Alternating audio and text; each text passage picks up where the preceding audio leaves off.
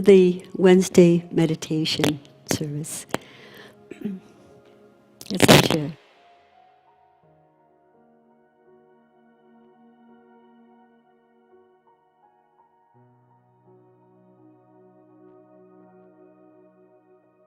Is it doing it now?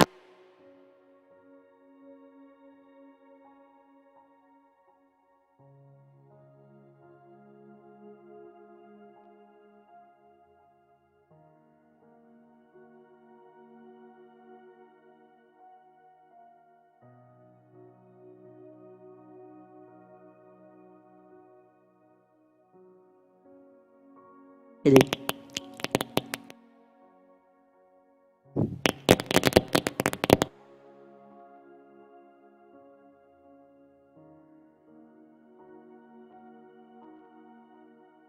Practice, and it goes and then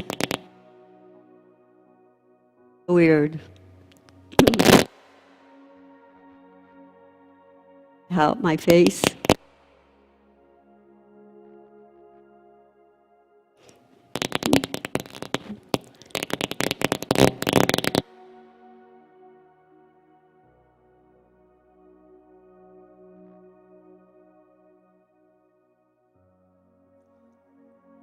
When we were in New York City, we had our son Dell, and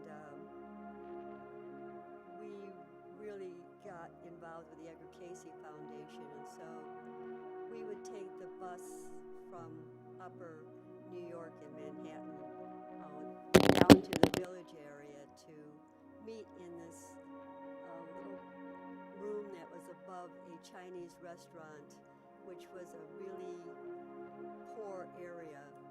And we were greeted by a husband and wife at the door who were running the ARE Center, and they were quite ancient in age, but there was no age feeling about walking in with the wisdom people that they were.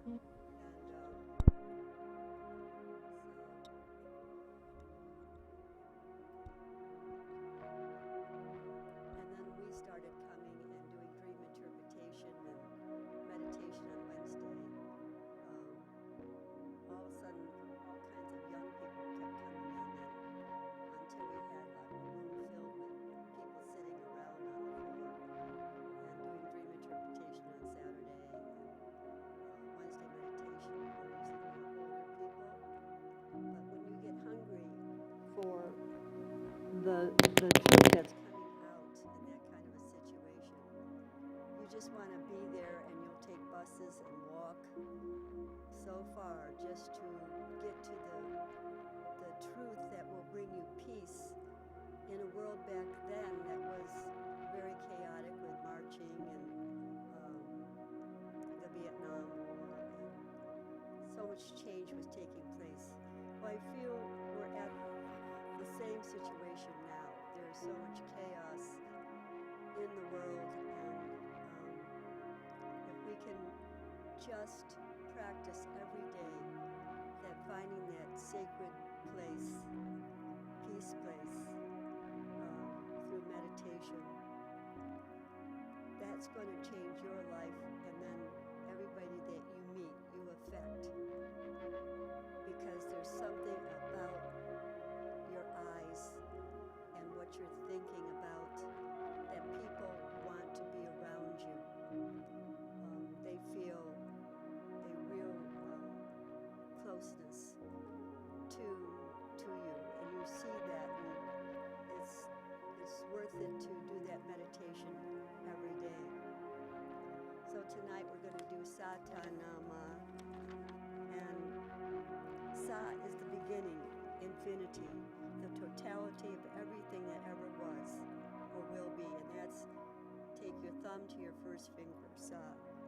Ta is the next finger, is life, existence, and creativity that manifests from infinity. Na is change and the transformation of consciousness. Ma is rebirth, regeneration, and resurrection, which allows us to consciously experience the joy of the infinite. Satanama. so primal that its impact on our psyche is like splitting an atom. The power of this mantra comes from the fact that it rearranges the subconscious mind at the most elementary level. It has the power to break habits and addictions because it accesses the level of the mind where the habits are created. So, here we go.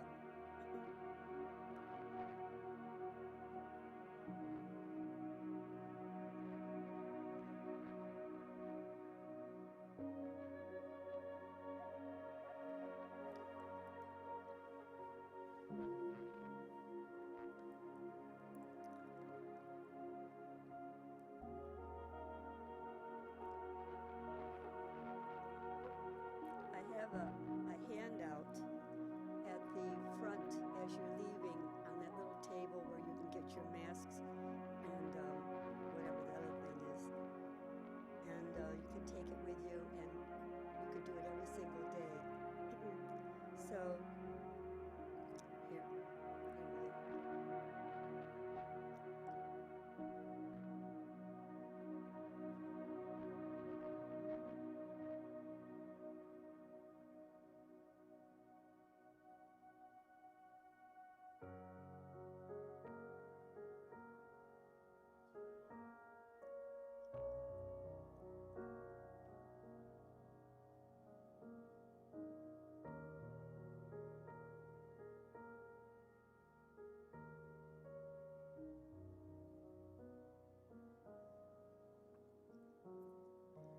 Salta. That's not the CD we were going to use.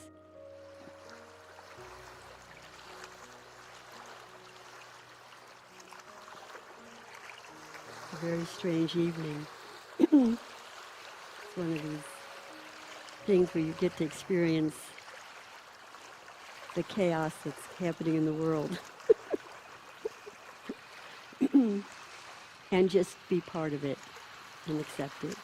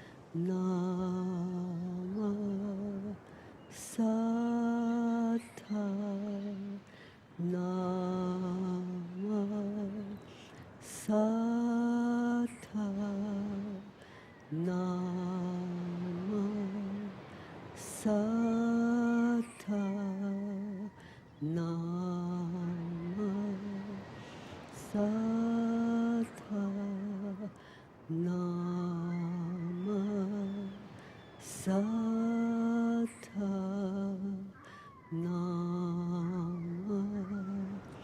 Sata Nama Sata Nama Sata Nama Sata Nama Sata Nama Sata Nama Sata Nama Sata Nama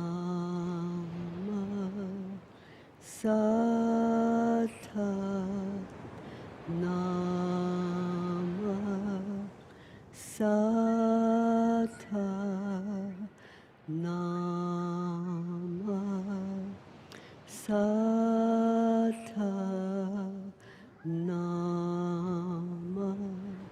Sata Nama Sata Nama Sata Nama Sata.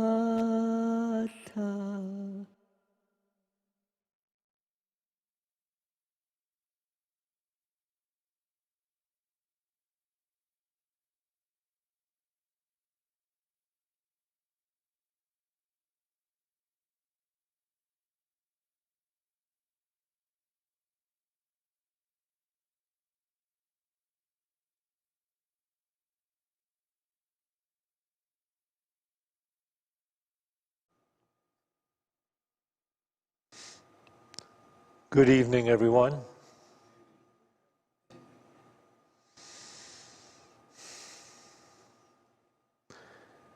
It's a good spiritual practice to monitor our peace of mind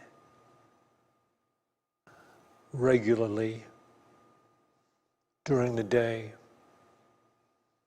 Just to pause and see if you're in a state of flowing with life as it rises around you, or if there's some resistance within you, some concern, some worry, because that is what we are in the process of healing. We are healing our useless, unnecessary suffering.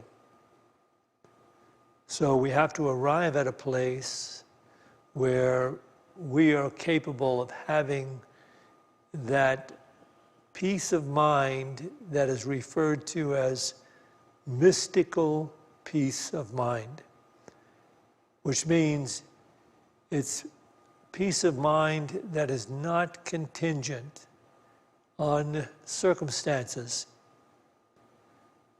It's not contingent on people or circumstances meeting our personal desires or expectations. So that's what we are in the process of learning to do, to live in a mystical state of mind. It is mystical because if someone from the outside looks upon what's going on with you, they may wonder, why aren't you upset? Or why aren't you nervous or anxious like the rest of us? And that's because this state of mind surpasses the understanding of the world. People who are in the world have no way of understanding how it is you can be at peace when conditions and circumstances are not going according to your personal desires. And so the entire world, in the outer directed, certainly in the Western culture, the entire world is on drugs or alcohol or doing whatever they have to do to keep themselves distracted from the fear and concern of their own minds. And the only way to ever escape that state of consciousness is to become enlightened. I will give you an example of this. Before attending Unity Ministerial School, I was married and had children, and well, actually, no, I was married and had one child. I had Dell. And I had been through a lot of difficult jobs, terrible jobs. And I wound up going to Bangor Theological Seminary. It's a long, drawn-out story I won't go into. It'll be in my biography when I release it. But when I went to Bangor Theological Seminary in Bangor, Maine, I was going to try to become a minister. And so I was taking classes. I had to take a lot of the regular fine arts classes. And it was a long, drawn-out process. I'd be going to school for maybe 6 or 7 years. And the goal of it was, interesting enough, to become a Master of Divinity. That was the title that you would receive, a Master of Divinity. So they had this course in this first year that I was taking it, a history course. And the teacher was like one of those teachers who believed his course was the most important course ever taught. And believe me, that's what you went through. I think we met 3 times a week. And at the end of each week, after the studying and the massive homework that he gave, you were given a quiz each week. And that quiz was marked and handed back to you the following week. And he told the class, every class that ever came through, you're getting through this history course, you're surviving it and not having to come back, is contingent upon you getting 70%. In other words, all of these quizzes I'm giving you, when we get to the final exam, you add those up, and then you find out what percentage it is that you have close to 70. You have to have, whatever it is. You might be over 70, you might be under it. But it will determine what you have to get on your final exam, which accounts for half of the marks. Half of your final mark is the final exam. So you total up and average your tests up to that point, and then you get your exam mark. And after you put them together and divide them by 2, you have your mark for the class. If you did not get a 70, and this is crazy, you did not get a 70 or more, you had to take it over. So you can imagine the kind of anxiety that was generated by this history class. And there would be people getting up to that point where we're taking the final exam. There'd be students in the student lounge all in a state of total anxiety and saying to each other, what do you have to get? What do you have to get on the final exam? Oh, I have to get an 86. What do you have to get on the final? I have to get an 89. I have to get a 74. I have to get a 91. Then students would ask me, Jack, what do you have to get? I would say, I don't know.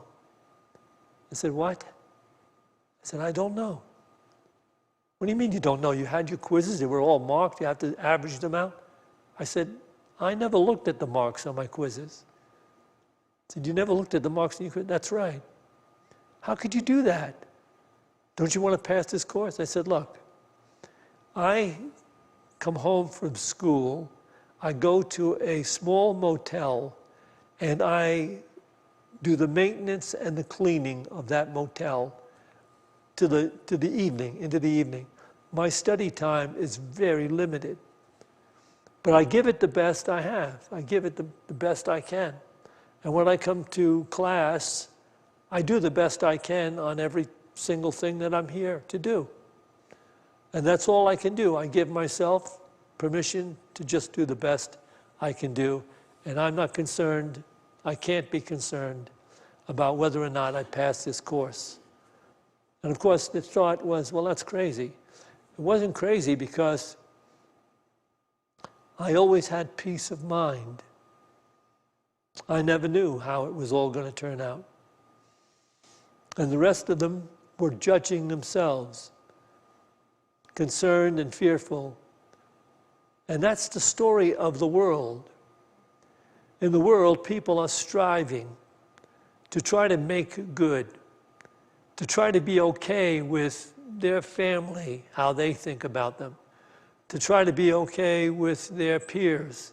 How are they thinking about me? Am I up there? Am I okay? And it goes on and on and on. How am I, measuring up to the way society thinks? And that's why we have all of this striving to try to get ahead, which is an interesting thought. Striving to get ahead. But of course, when you're striving to get ahead, you're never really at peace.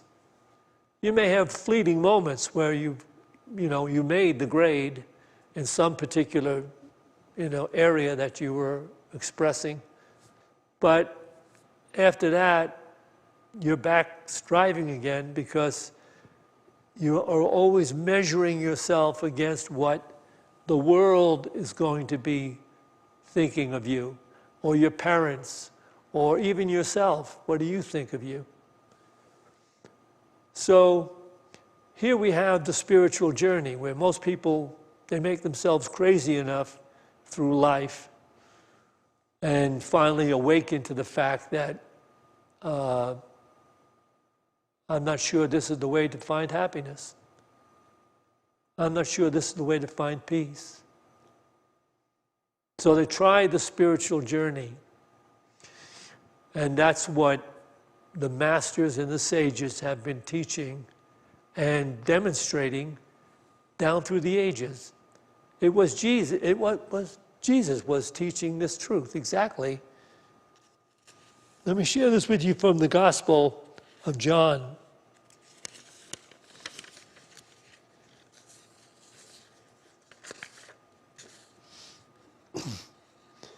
After giving this tremendous discourse to his disciples, he says this to them: "My peace I leave with you. My peace I give to you. But not as the world gives do I give you peace. Let not your hearts be troubled, neither let them be afraid. My peace I give to you, I leave with you, but not as the world gives peace, do I give you peace."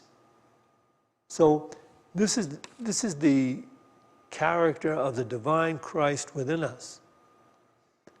Where does that peace come from that this Christ consciousness gives us? It's a mystical peace, and it comes from divine awareness. And to have it, one must be mindful of it. We first must be mindful that such a state of peace exists. And then we have to be mindful to maintain it and to be aware of it when we're about to lose it. That's the difference between mastery and being part of the herd in the world that doesn't know what's coming next and are fearful and driven and creating anxiety for themselves and everybody around them. Is being mindful enough to know that there is a state of consciousness in which you have this beautiful peace, which Eckhart Tolle says it's joy as well. It's such a powerful, beautiful state of consciousness. you are actually in a state of joy. So you have to know that it exists, that it is possible even in the workaday world, in the Western culture. And then the next thing we need to do is we need to be mindful of it each day so that we check in throughout each day, once in a while, to see if we're flowing with life as it rises around us, and not necessarily in a state of resistance to some of the things that are happening around us. If we find ourselves in a state of resistance, then it's time to pause and to release. You can just ask the question, why am I feeling driven? Why am I feeling nervous? Why am I feeling worried? Just stop and ask yourself that, and realize that in this very moment, those circumstances and those conditions, you will be dealing with them because they're there. But you will be dealing with them if you're in a state of peace or if you're not.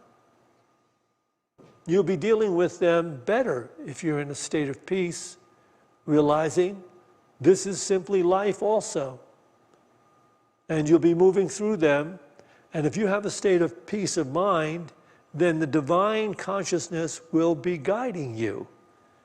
Your intuition will be there, your insight, and you'll be able to bring about whatever healing is necessary.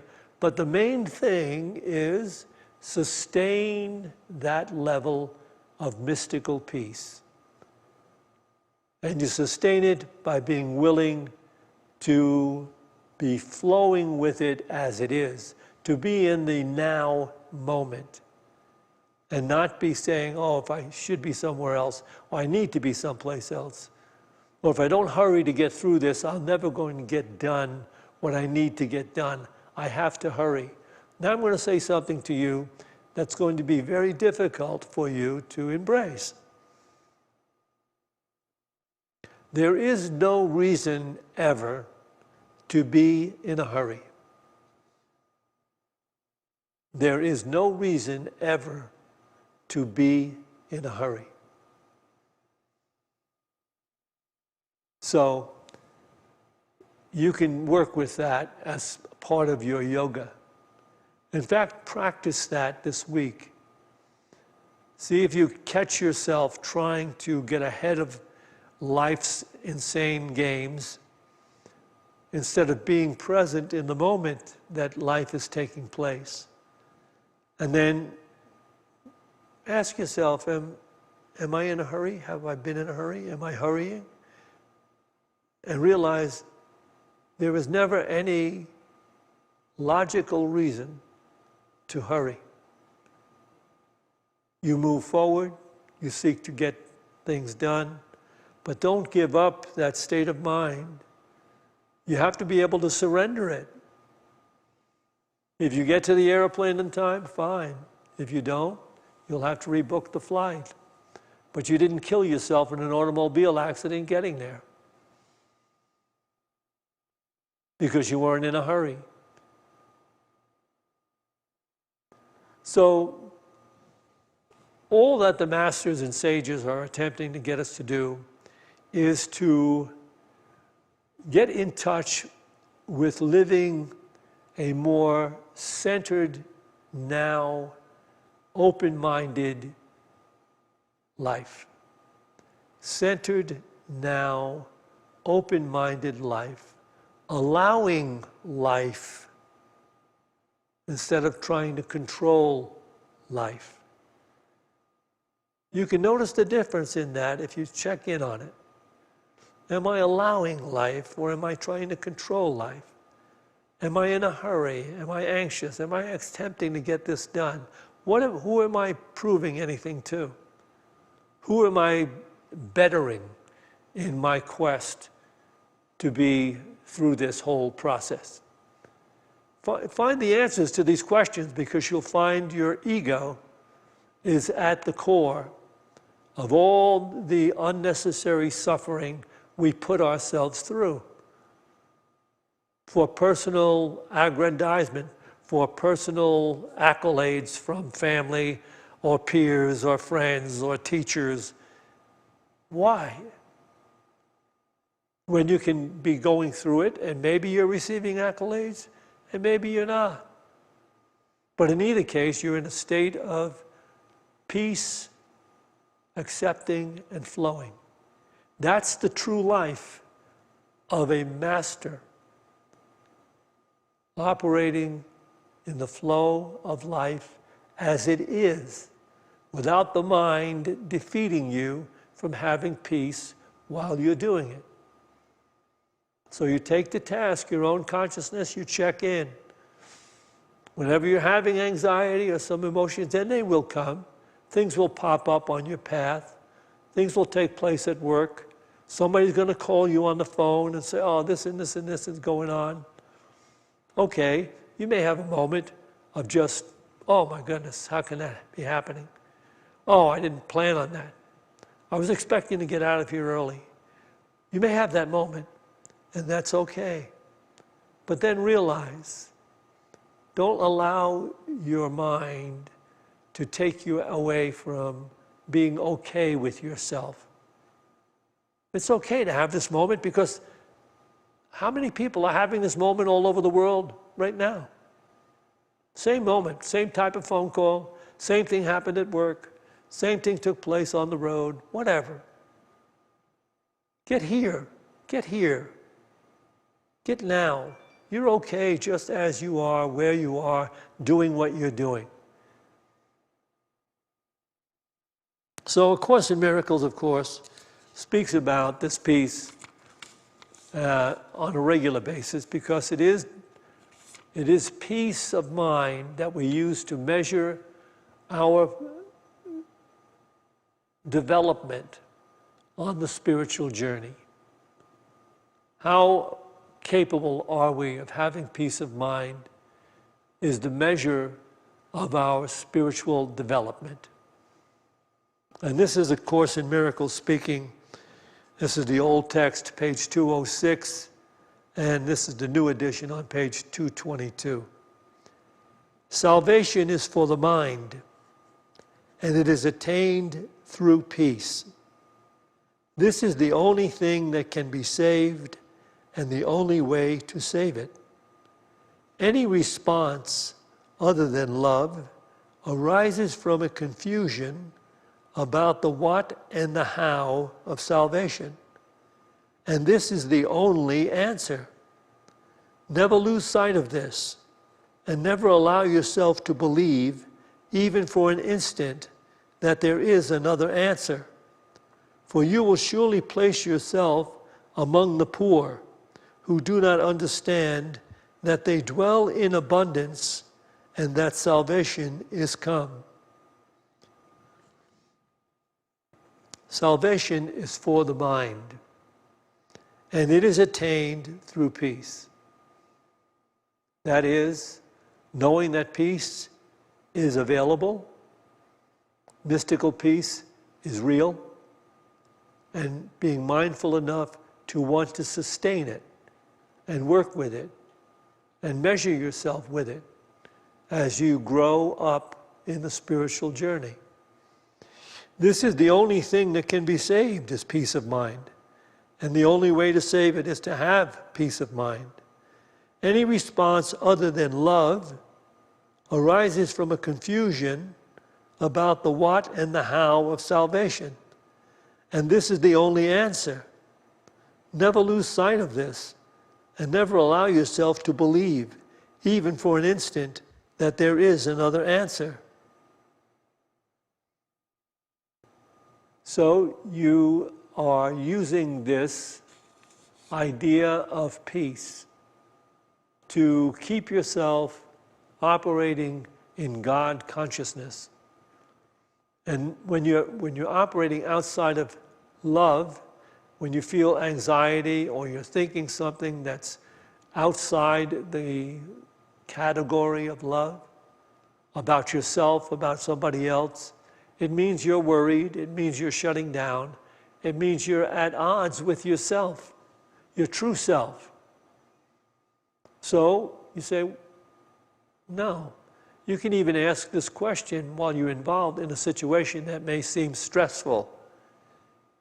You can ask yourself this situation, and you will get an answer directly from the divine within you. If you're in a stressful situation, under stressful conditions, just ask this question deep within. What would love do now? What would love do here? What would love do?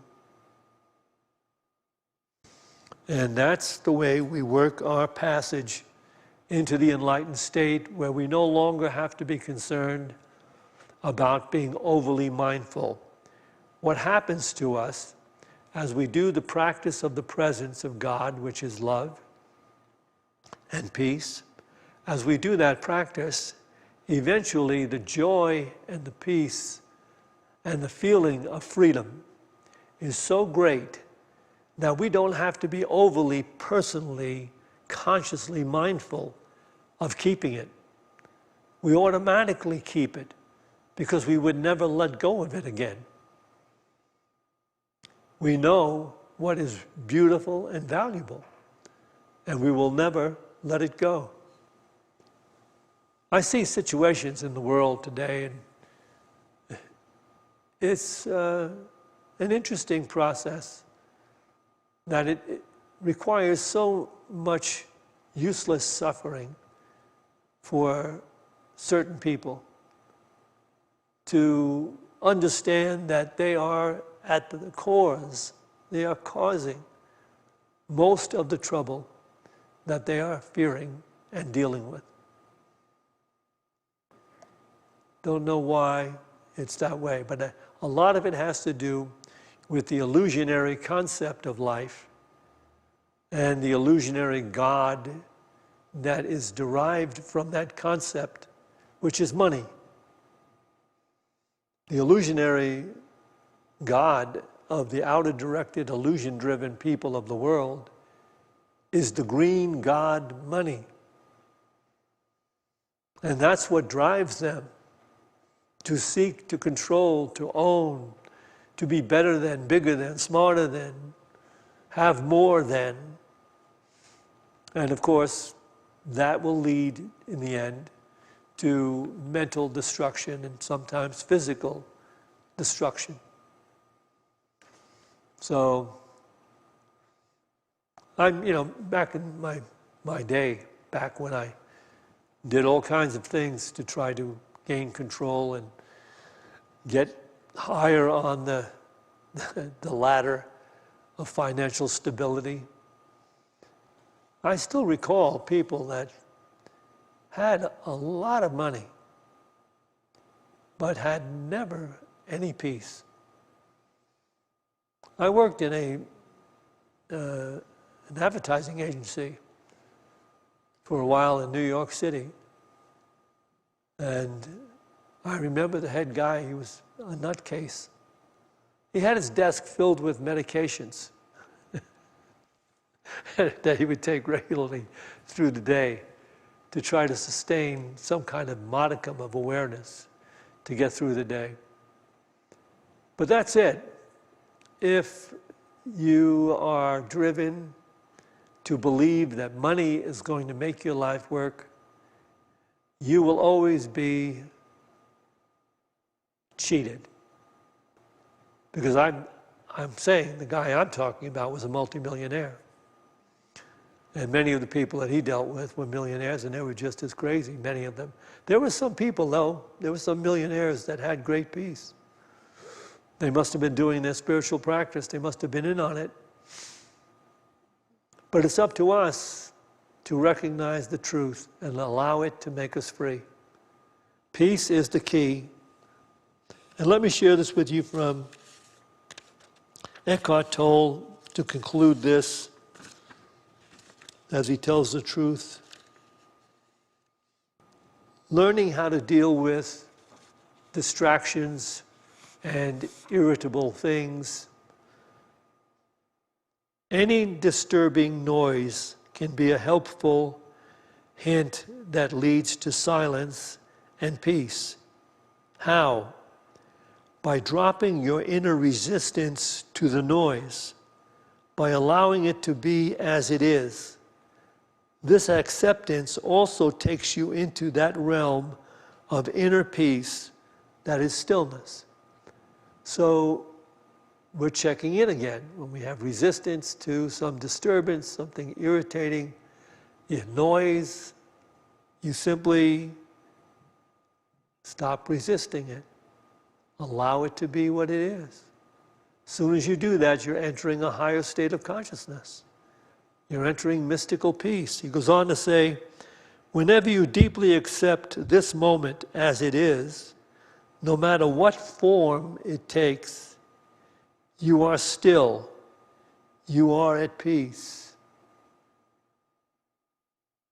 Whenever you accept the moment, flow with the moment as it is, and if you catch yourself resisting, you pause and realize that the priority is to be at peace.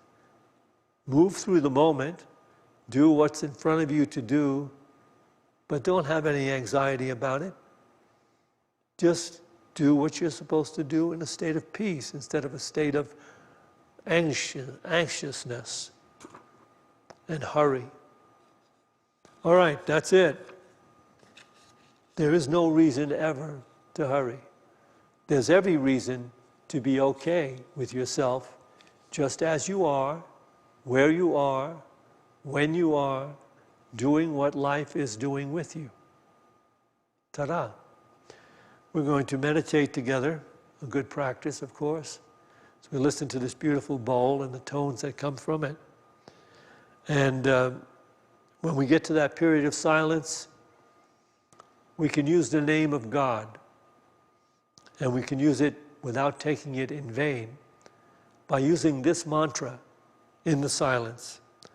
I am in you, you are in me. I am the awareness that makes you free.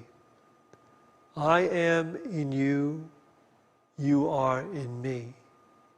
I am in everyone and everything you see. Be still and know that I am God.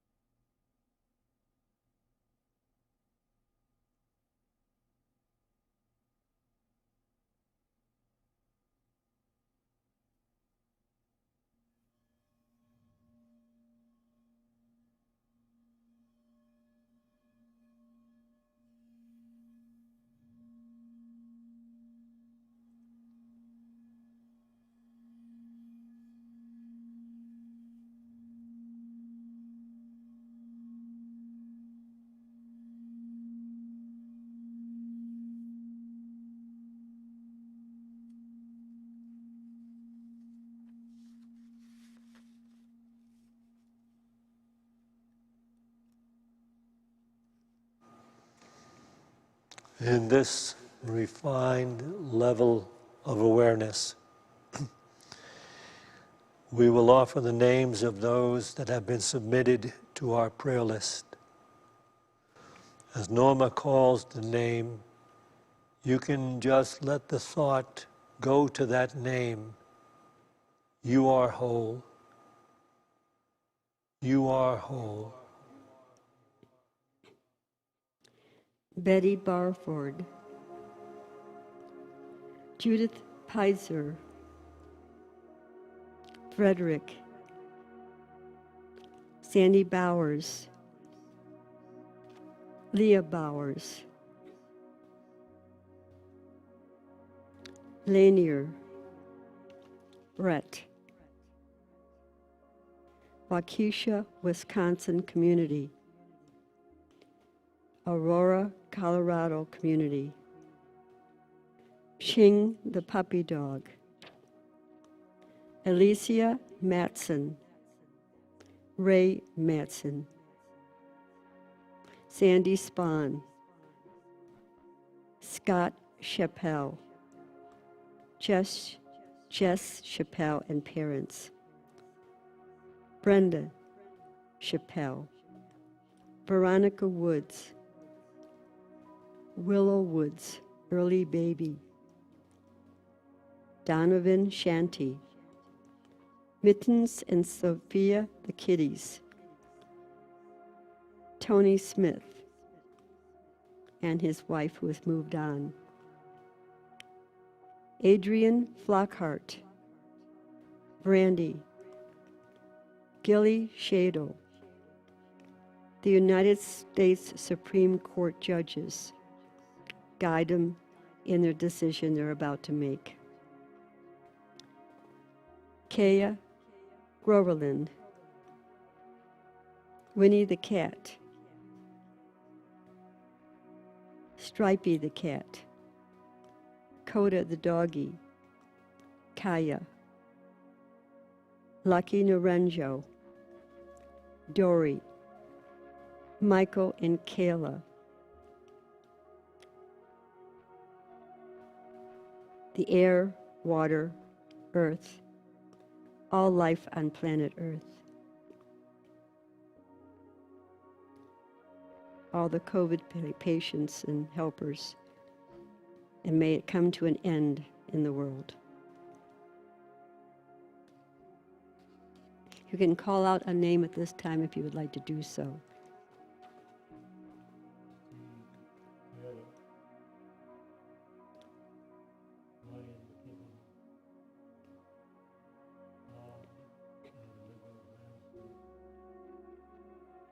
The soul of Wally Palmer.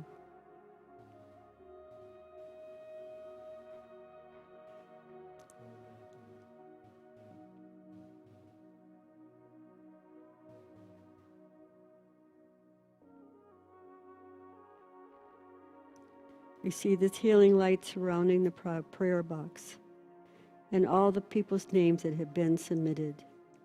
We see them healed physically, mentally, and spiritually.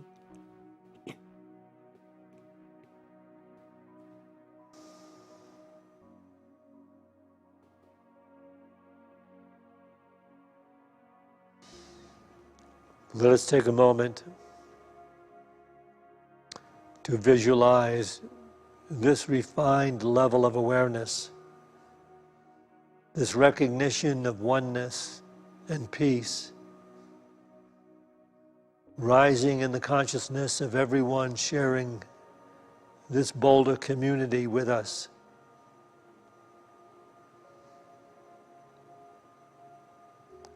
And this consciousness of oneness and peace, rising in the awareness of everyone sharing the state of Colorado with us.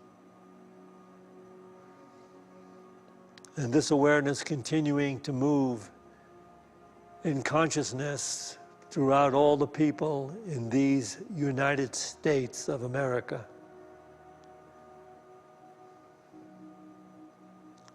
And this divine consciousness of oneness and peace opening up in the awareness of everybody on this planet Earth, in every culture, in every nation, in every city, in every state, in every place, in every village.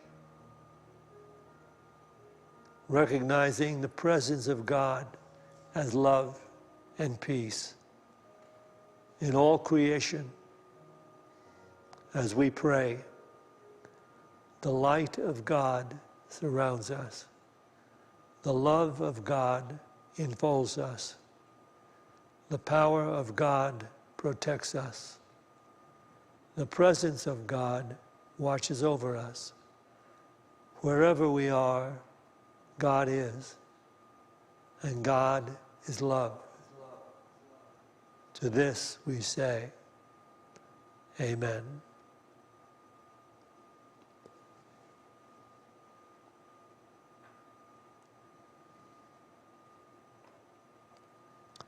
We will take an offering for unity now. And do we have someone here who's going to take this offering? Yes? No? Okay. I'm not worried about it down here.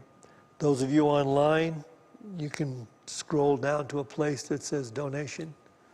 And if you hit that, come on up. And you can take these bags and pass them around. Right. We need to. Yeah. Good. We take just bring to mind that financial gift you'd like to make to Unity of Boulder. And let's bless it with this offering statement. Divine love through me blesses and multiplies all that I have, all that I give, and all that I receive, because I give.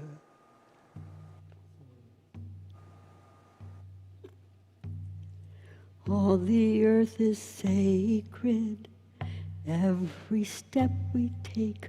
All the earth is sacred, every step we take. Unite the people, we are one. Unite the people, we are one. All of life is sacred, all created forms. All of life is sacred, all created forms. Unite the people, we are one. Unite the people, we are one. We are one.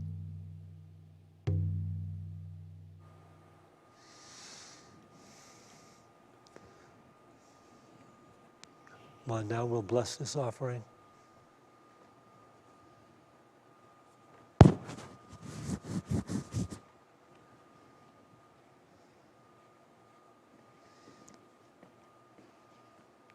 Join me now, please.